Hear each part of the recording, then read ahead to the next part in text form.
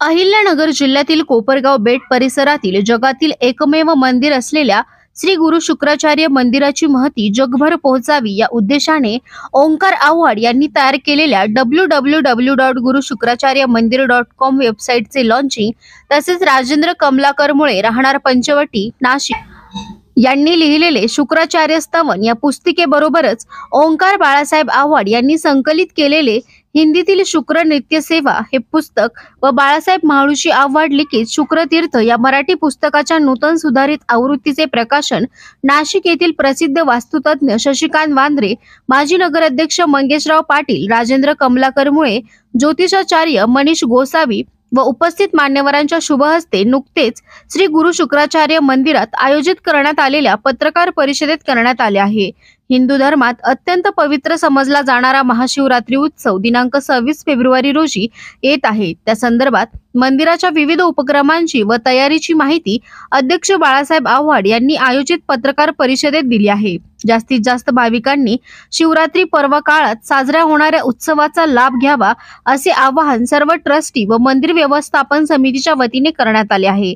या कार्यक्रमाचे प्रास्ताविक सचिन परदेशी यांनी केले तर उपस्थितांचे आभार हेमंत पटवर्धन यांनी मानले आहे। दरम्यान यावेळी माजी नगराध्यक्ष मंगेशराव पाटील यांनी मंदिरासह कोपरगाव शहराबाबत त्यांचे विजन मांडत मंदिरात विविध उपक्रमाबाबत मंदिर प्रशासनाचे कौतुक केले आहे। या प्रसंगी ट्रस्टचे अध्यक्ष बाळासाहेब आव्हाड, सचिन परदेशी, ॲडव्होकेट संजीव कुलकर्णी, ॲडव्होकेट गजानन कोराळकर, सुहास कुलकर्णी, प्रसाद परे, संजय वडांगळे, बाळासाहेब लकारे, सुजित वालझाडे, विलास आव्हाड, दत्तात्रय सावंत, महेंद्र नाईकवाडे, राजेंद्र उर्फ मुन्ना आव्हाड, बाळासाहेब गाडे, विजय रोहम, दिलीप सांगळे, विकास शर्मा, भागचंद रुईकर, मधुकर साखरे, आदिनाथ ढाकणे, अरुण जोशी, विशाल राऊत, राजाराम पावरा आदींसह मंदिर ट्रस्टचे पदाधिकारी, स्थानिक नागरिक मोठ्या संख्येने उपस्थित होते। याबाबत मंदिर ट्रस्टचे अध्यक्ष बाळासाहेब आव्हाड यांनी अधिकची माहिती दिली आहे। कोपरगाव एक्सप्रेस न्यूज साठी सुनील ससाने, कोपरगाव। बाळासाहेब आव्हाड त्याचबरोबर नाशिकहून त्रिवेणी संगम व्हावा असं वास्तू क्षेत्रातले, ज्योतिष क्षेत्रातले आणि ज्यांनी हे यांचं स्तवन, ज्या शब्दात स्तवन लिहिणं किंवा सांगणं ही काही साधी गोष्ट नाही, राम भक्त असणारे असे 3 महान व्यक्ती आपल्या कोपरगाव नगरीत आपले अध्यक्ष बाळासाहेब यांचे सर्व सहकारी यांच्यामुळं आपल्याला इथं लाभलेले आहेत। आणि खरोखरच आपण 3 जण आल्यामुळं आमच्यात सर्व आमच्या गावकऱ्यांमध्ये किंवा आमच्यामध्ये एक वेगळ्या प्रकारची ऊर्जा इथून पुढे निश्चितपणे राहील आणि वाढेल। याचं कारण असं आहे की शुक्राचार्य महाराज जगात एकमेव असं स्थान आहे की मृत झालेली व्यक्ती संजीवनी विद्येने पुनर्जन्म म्हणजे जिवंत होत होती, असं कुठेही नाही। हे एकमेव स्थान असं आहे। थोडं काही कारणामुळे किंवा महाराजांची जोपर्यंत इच्छा होत नाही तोपर्यंत ते थोडं दुर्लक्षित होतं, पण खरोखर बाळासाहेबांचं खरोखर मनापासून जेवढे धन्यवाद द्यावे किंवा आभार मानावे किंवा कौतुक करावं त्याला शब्द कमी पडतील ते, आणि त्यांचे सर्व ट्रस्टी मंडळ, व्यवस्थापन मंडळ, परदेशी भाऊ सगळेजण यांनी खरोखर इतकं छान आतापर्यंत काम केलंय की आता खरं शुक्राचार्य महाराजांचं जे महत्व आहे त्याच्याकडे लोक वळायला लागलेले आहेत। आणि त्यांनी आता हे जे 3 पुस्तक आहे की आपण रोज कशी सेवा केली पाहिजे हे कळत नाही आपल्याला इथं आल्यावर कुठला मंत्र म्हणावा किंवा काय, जरी बाहेर वाचलं पण येईपर्यंत, पण हे जे 3 आहे शुक्रतीर्थ, स्तवन आणि रोजची पाठ, बरोबर, नित्य सेवा, हे जे 3 पुस्तकं आणि त्यांचे चिरंजीव यांनी जी खरं त्यांचं तर दादाचे खूप खूप आभार। आणि तुला निश्चित शुक्राचार्य महाराज जसं तू हे फॉरेन मध्ये सगळीकडे वेबसाईट जाणार आहे, सगळी माहिती जाणार आहे, तसं निश्चितपणे त्यांच्या आशीर्वादाने तू खूप मोठा होणार आहे आणि कोपरगावचं नाव, आपलं नाव खूप मोठं महाराजांच्या आशीर्वादामुळं एवढी कमी वयामध्ये तुझे छान केलं ही माहिती जी आहे।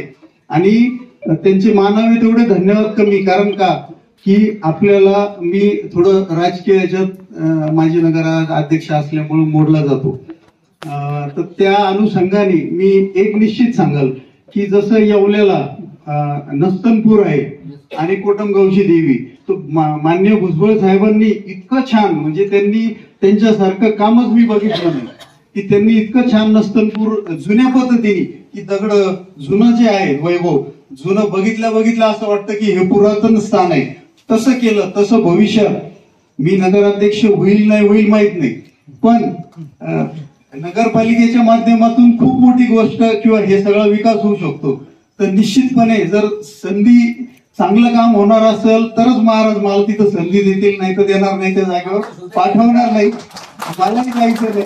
पण जर झालं तर निश्चितपणे जो शुक्राचार्य महाराजांसाठी म्हणजे आपलं हे पेठ याला पूर्ण जुना लुक यावा. म्हणजे इव्हन जे एंट्रन्स आहे तर ते सगळे दगडाचे करायचे, जसं आपल्याला भुजबळ साहेबांनी नस्तरकुंडला केलं, कोटमगावला केलं, त्या पद्धतीने बेटाच्या एंट्रन्स पासून तर पूर्ण बेट तर कचेश्वर मंदिरापर्यंत, गणपती मंदिर ते कचेश्वर मंदिर हे पूर्ण दगडामध्ये करायचं. इथला परिसर दगडा म्हणजे सगळे रस्ते दगड्यांमध्ये, इथं पूर्ण जुना लुक जे पुन्हा जुनं होतं सगळं ते ज्या ज्या पद्धतीने करता येईल ते निश्चित करायचंय. कारण ज्याप्रमाणे 2 ग्रहांचे महत्व सांगितले, गुरु तिसरे, पण आपल्याला शनी शिंगणापूर खूप जवळ आहे, साईबाबा जवळ आहे, तर निश्चितपणे ज्या पद्धतीने बाळासाहेब काम करतायत, आमचं गाव थोडस असं माग पडत चाललंय सर्वच बाबतीत, पण आता निश्चितपणे आशा आहे की आपण 3 जण इथं आलात आणि बाळासाहेब ज्या पद्धतीने प्रयत्न करत आहे, एक निश्चित आहे, शुक्राचार्य महाराज ह्या गावचे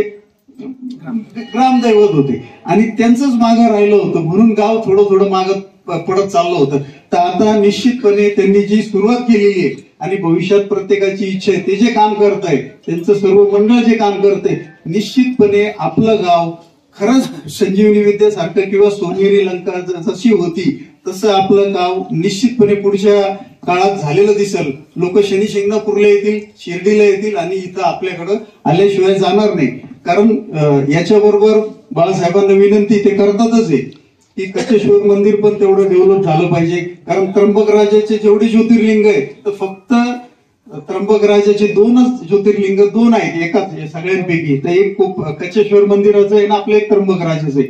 जेवढे विधी त्र्यंबकेश्वरला होतात ते सर्व विधी आपल्या इथं होतात.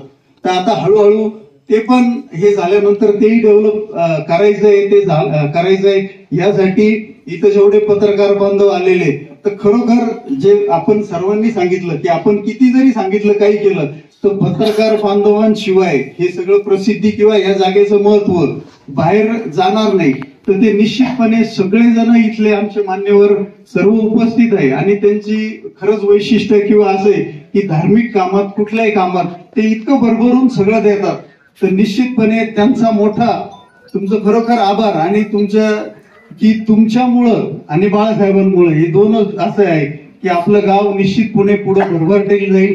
जे थोडस गडबड आता म्हणजे झालेली ते सर्व शुक्राचार्य महाराजांचे सगळे कामं जसजसे पुढे जातील तसं होत जाईल. मला ह्या छोट्याशा आणि खूप महत्वाच्या महाराजांच्या ठिकाणी बाळासाहेबांनी बोलवलं, ते वेळोवेळी बोलवतात, हे खरं सगळं त्यांचं आहे. कालही जे चांदी दिली गेली तर फक्त बाळासाहेबांमुळे महाराजांमुळेच आहे.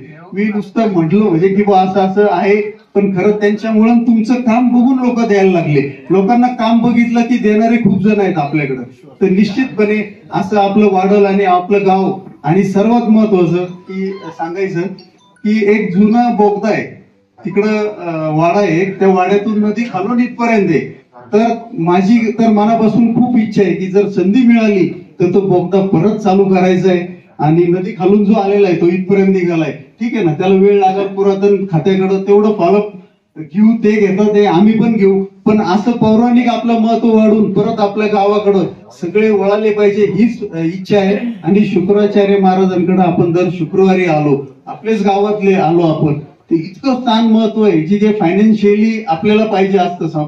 आपल्या गृहस्थाश्रम लोकांना प्रत्येकाला फायनान्शियली मोठं व्हायचं असतं.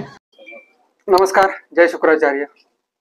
आज गुरु शुक्राचार्य महाराज मंदिरामध्ये येत्या 26 तारखेला जी महाशिवरात्र आहे 26 फेब्रुवारी रोजी, त्या संदर्भात माहिती देण्यासाठी आणि मंदिराच्या विविध उपक्रमाची माहिती देण्यासाठी आपण आज सर्व पत्रकार बांधवांना आणि मित्रपरिवारांना मंदिरामध्ये आमंत्रित केलं होतं. पत्रकार बांधवांना आणि मित्रपरिवारांना जी माहिती द्यायची होती ती अशी होती की आपण जे मंदिराची वर्षभरात जे मागील वर्षात जे काही कामं केले त्या कामाची आणि येत्या शुक्रवारी आपण जी काही उत्सव जो साजरा करणार आहोत शुक्राचार्य महाराजांचा मंदिरामध्ये महाशिवरात्रीचा, त्या संदर्भात सर्व माहिती आपण पत्रकारांना दिली. आणि आज कार्यक्रमाचं विशेष प्रयोजन असं होतं की शुक्राचार्य महाराजांचं शुक्रस्तवन किंवा शुक्राचार्य स्तवन नावाचं एक पुस्तक आहे, जे की या मंदिराचं कथानक ओवी रूपामध्ये मांडलेलं आहे.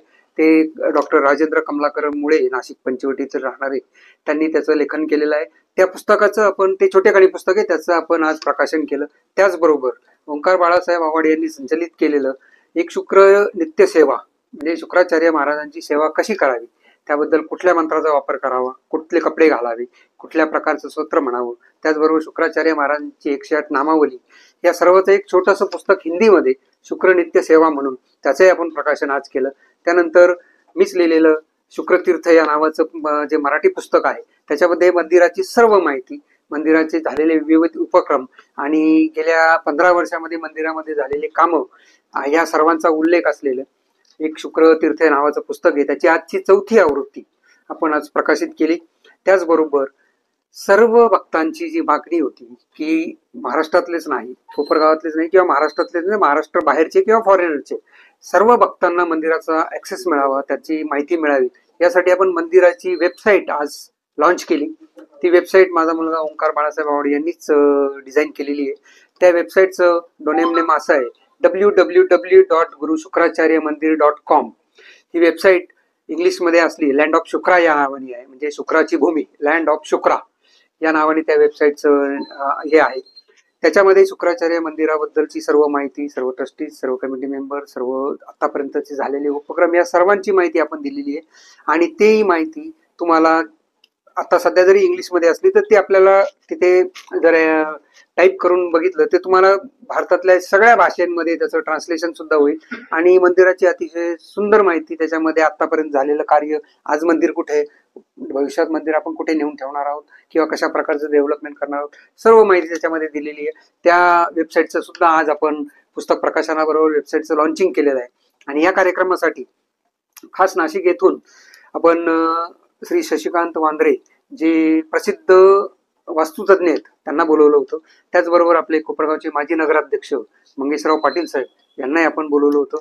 यांच्या सर्वांच्या हस्ते आपण या तिन्ही पुस्तकाचं प्रकाशन आणि वेबसाईटचं लॉन्चिंग केलेलं आहे. त्यासाठी उपस्थित सर्व पत्रकार बंधू, मित्रपरिवार आणि गावकरी, स्थानिक व्यवस्थापन कमिटीतील सर्व मेंबर सुद्धा हजर होते.